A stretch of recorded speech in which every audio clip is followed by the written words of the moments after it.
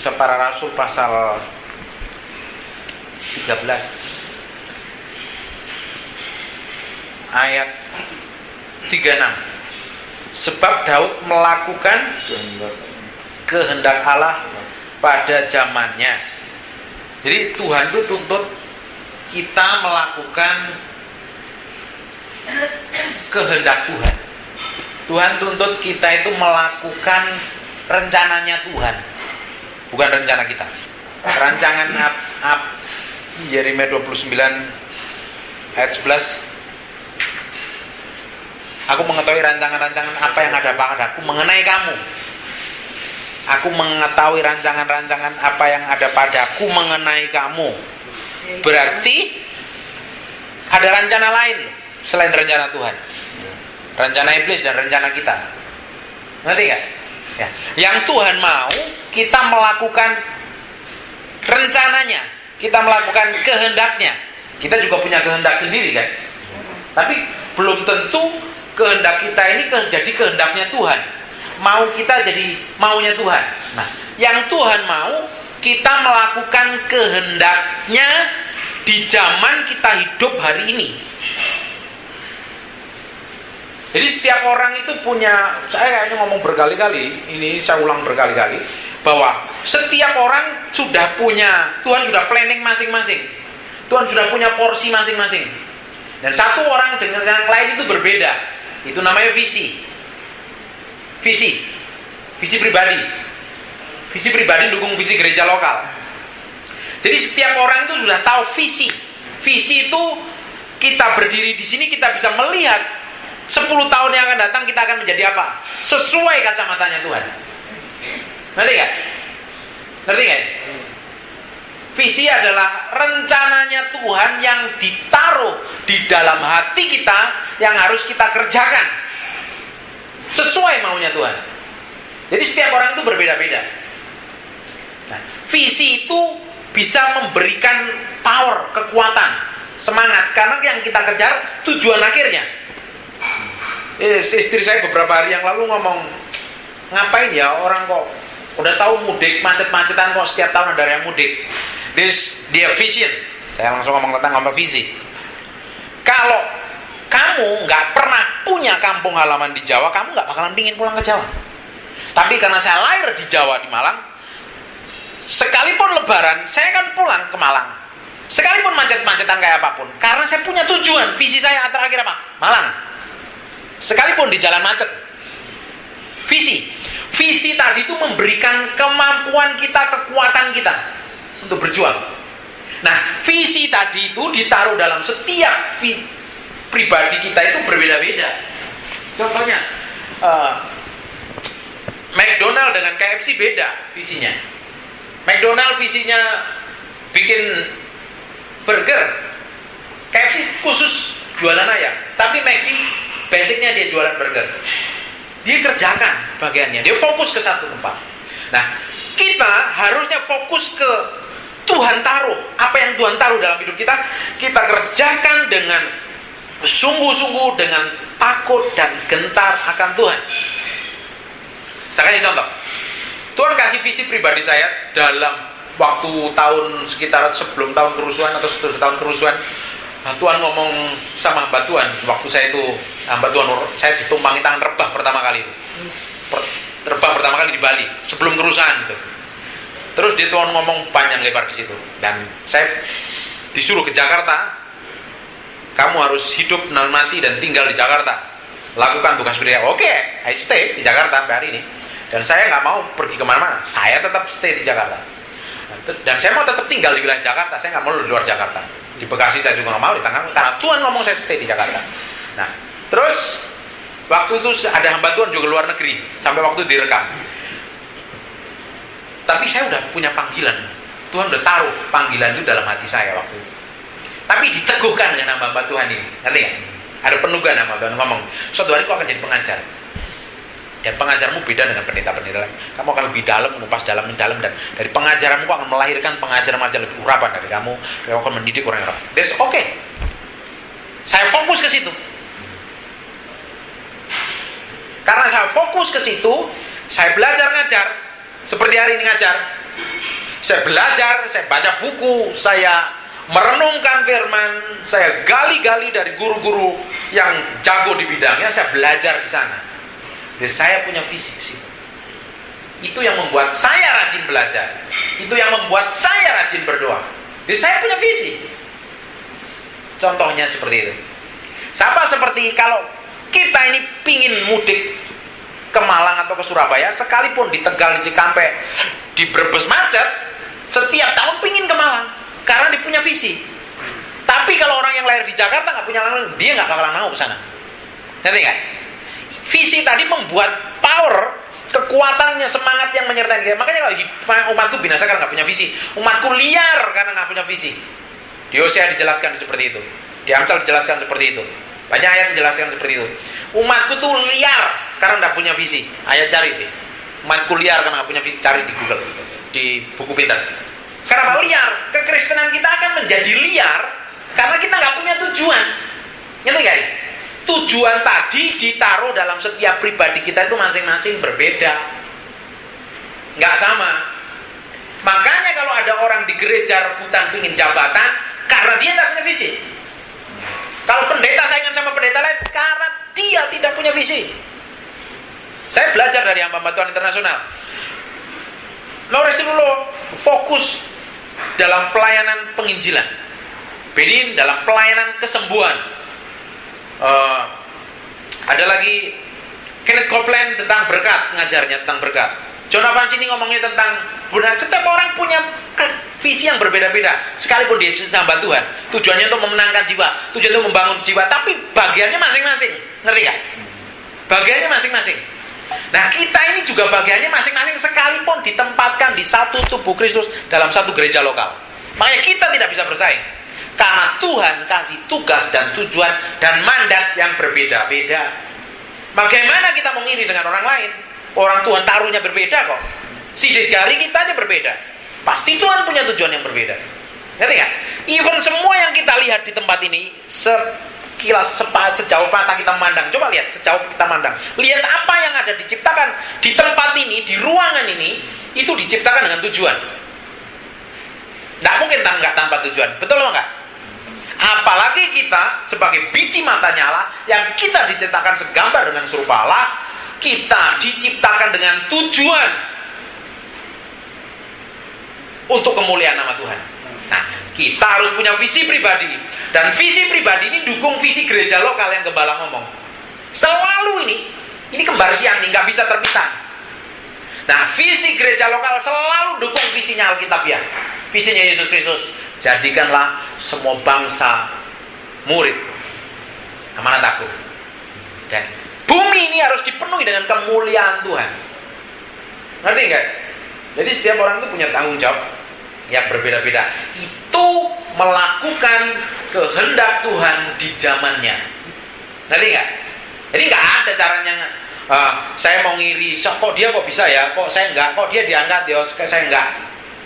Kenapa kita mesti ngiri? Kenapa kok kita harus ngiri? Karena kita nggak ngerti. Tuhan panggil kita itu berbeda-beda. Ada yang jadi berkat di perusahaan.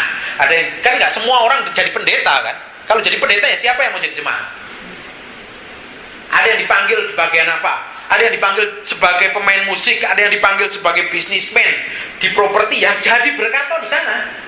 Ada yang jadi berkat di garment, ada yang jadi pengajar, ada yang ditempatkan di masing-masing, di posnya masing-masing. Tuhan punya tujuan itu. Tujuan itu garami di tempat kita berada itu dengan kemuliaan Tuhan. Sampai kemuliaannya itu nyata, dan Tuhan harus dipermuliakan melalui hidup kita, melalui pekerjaan kita, melalui tangan kita pun nama Tuhan harus dipermuliakan. Tujuannya itu ke sana. Dan orang bisa melihat bahwa Kristus real hidup di tengah kita, real hidup melalui hidup kita, real manifestasinya melalui hidup kita, dalam kata-kata kita, melalui perbuatan kita. Karena orang dunia harus melihat Yesus. Kita adalah gambaran.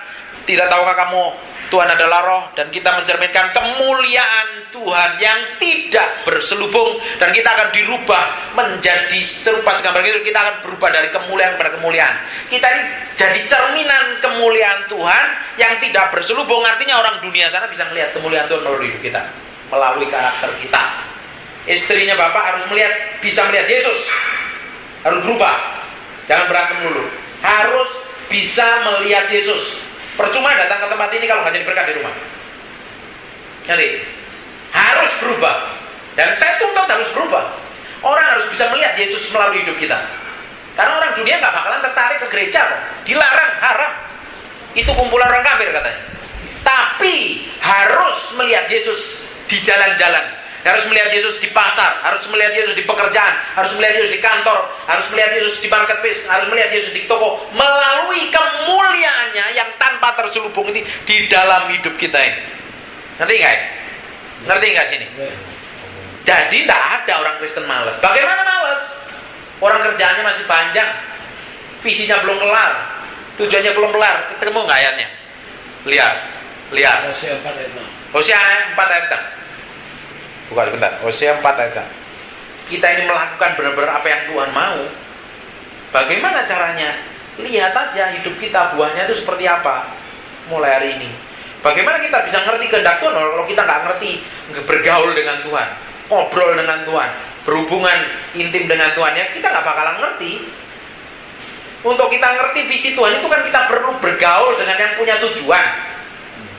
Untuk kita ini dipercayakan bos kita, kalau kita kerja dalam satu perusahaan atau kita kerja bisnis, merger bisnis dengan orang lain, untuk kita bisa benar-benar ngerti apa yang dia maksud kan kita mesti harus tahu apa yang dia suruh kita kerjakan kan. Kita harus bergaul, kita harus pelajari caranya, tekniknya, blueprintnya. Kalau suruh gambar rumah seperti orderan orang lain, kita ini dikontrak orang, dibayar orang untuk bangun sebuah rumah, dan kita harus tahu kan blueprintnya, seleranya orang itu seperti apa, sampai kita pelajarin apa yang dia mau. Kita bergaul dengan apa yang dia suka, kita ngobrol terus, sharing terus, bener nggak? Dan kita tidak akan ngerti apa yang Tuhan mau sampai kita ini bergaul dekat dengan Tuhan, ngobrol maunya apa. Bagaimana kita ngerti bahwa kita mau benar-benar berjalan dalam kehendak Tuhan? Kalau kita nggak pernah bergaul sama yang punya tujuan dalam hidup kita. Ngerti nggak ini? Amin? Amin? Amin. Nah, ini penting sekali. Kalau enggak, kita jadi orang yang ngawur, berjalan semaunya sendiri. Kita itu tidak bisa ngiri dengan orang lain. Kalau kita ngiri dengan orang lain, karena kita nggak ngerti tujuan Tuhan. Karena Tuhan ciptakan kita itu berbeda-beda. Makanya Tuhan tuntut kita harus melakukan kehendaknya, seperti Daud melakukan kehendak Tuhan di zamannya.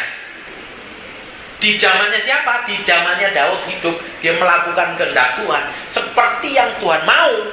Bahkan Daud pingin bangun bait Allah, Tuhan ngomong, jangan, tanganmu sudah berdarah itu, dan numpahin darah banyak, anakmu aja yang bangun. Dia ngerti detailnya kayak begitu.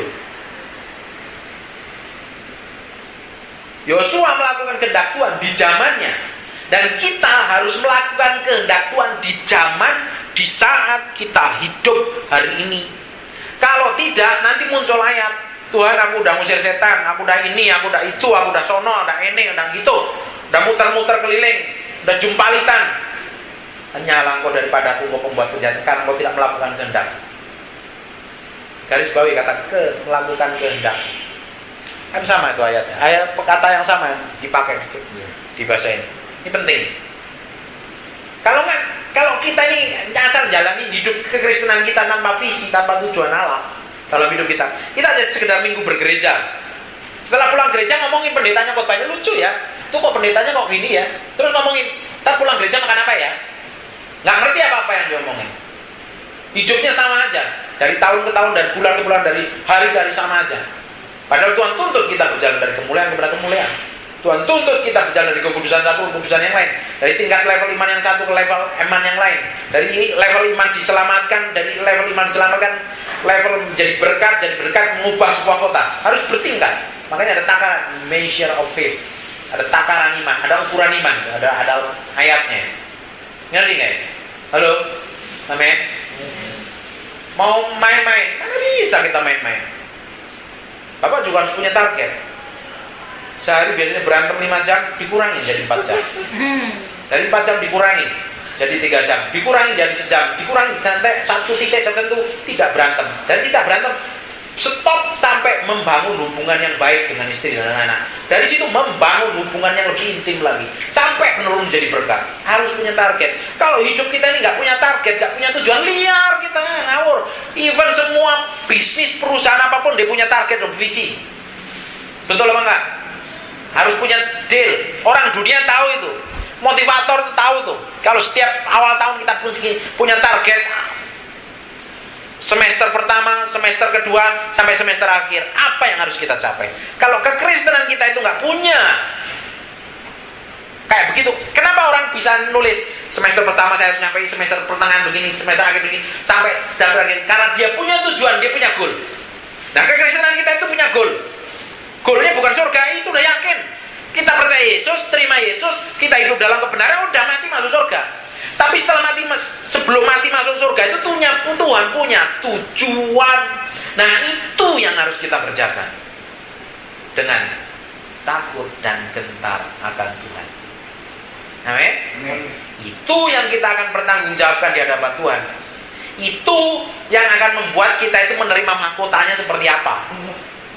Kalau itu nggak ngerti, jangan dipikirin yang penting gue selamat hari ini. Kalau lu selamat mau ngapain?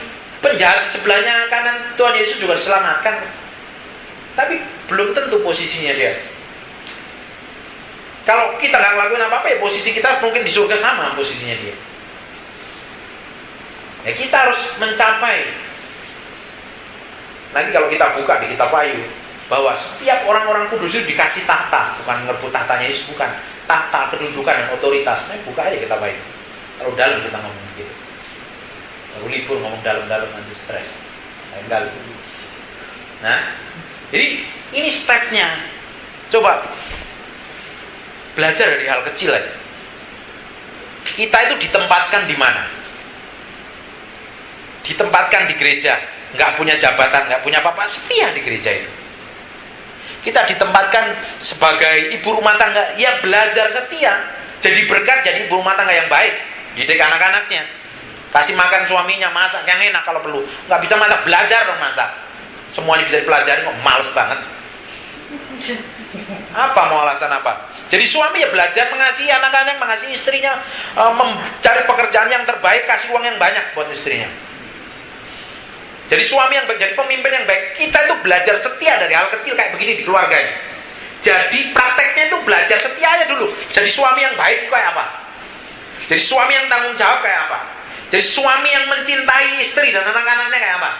Jadi istri yang takut dan respect sama suaminya kayak apa? Ini kan gak gampang, itu kelihatannya gampang. Jadi kalau suaminya bikin salah, istrinya teriak-teriak, itu untuk praktekkan kasih kayak seperti itu kan gak gampang. Kita belajar menempatkan kita berada di mana, di posisi mana, di saat yang ini, seperti ini, kita harus melakukan firman. Itu kita lakukan, setia aja. Melakukan firman itu perlu kesetiaan. Kesetiaan itu tidak ada kata berakhir. Sampai tidak ada batasnya kata setia. Ngerti nggak? Sampai mati kita harus setia. Nah, itu kita perlu melakukan sama. Kesetiaan sama ketekunan itu kembar siam. Ketekunan itu kan nggak ada batasnya, setahun 2 tahun, bertahun-tahun, bahkan sampai mati harus tekun, baru disebut tekun. Nah, itu kita lakukan. Kita ditempatkan di mana? Di toko, ya kita jadi berkat di situ. Kita ditempatkan jadi pemimpin di gereja, kita benar-benar real belajar. Kalau mau diangkat jadi pendeta, ya belajar Alkitab sungguh-sungguh, gali buku-buku rohani. Kalau mau jadi pemain musik, ya jangan asal main-main asal-asalan. Kalau perlu les tuh sama Willy Sumantri kayak atau siapa kayak, jangan asal sama artis yang lain. Real, kita benar-benar real. Kita praktekkan apa yang difirman, apa yang Tuhan suruh kita kerjakan. Kalau kita fokus dengan apa yang Tuhan kerjakan, pasti Tuhan bikin berhasil. Amin. Kita kuncinya apa? Fokus dengan tujuan Tuhan. Kunci untuk kita bisa sukses di bumi ini simpel satunya. Dengar suara Tuhan dan lakukan, pasti sukses dan berhasil. Kenapa kok bisa gagal? Karena kita nggak dengar suara Tuhan, kita lakukan apa yang kita mau, pasti gagal. Dan tujuannya kalau kita udah gagal, tetap cari Tuhan kan. Kita ini ya, kegagalan kita ini karena kita nggak dengar suara Tuhan, kita lebih dengar maunya kita lakukan. Nanti kalau kepetok tembok terus ngomong begini sama Tuhan, loh Tuhan kok kayak begini, kok Tuhan, akhirnya nyalain Tuhan. Dan Tuhan tetap setia kan, kita diterima lagi kan. dihadapi kehadiratnya kan, Tuhan tetap sayang sama kita, Tuhan tetap tarik, dan ujung-ujungnya tetap harus melakukan kehendak Tuhan kan. Bapak kok bisa ngomong begitu? Nah ini udah ngalami berkali-kali. Kalau nggak ngalami saya nggak bisa ngomong. Kegagalan kita ini karena kita sering mengikuti ego kita, mau kita, tujuan kita. Sering gagal, kepentok tembok, bem, nyari Tuhan. Dan Tuhan gereng pelan-pelan ke kehendaknya lagi, ditarik, nyari Tuhan. Tuhan giring lagi ke rencananya. Itu yang kita harus peka loh jadi orang percaya. Ini enggak. Ini saya ngomong bukan untuk level yang baru bertobat. Ini ngomong kita berjalan dalam kemuliaan setiap hari. Amin. Kita berjalan dalam kemuliaan setiap hari sampai kita ini seirama, senada, seia, sekata dengan Tuhan. This powerful. Hidup kita pasti berbeda. Amin. Agak berat baru libur ya. Tapi ya itu memang kehendak Tuhan yang harus kita lakukan. Oke?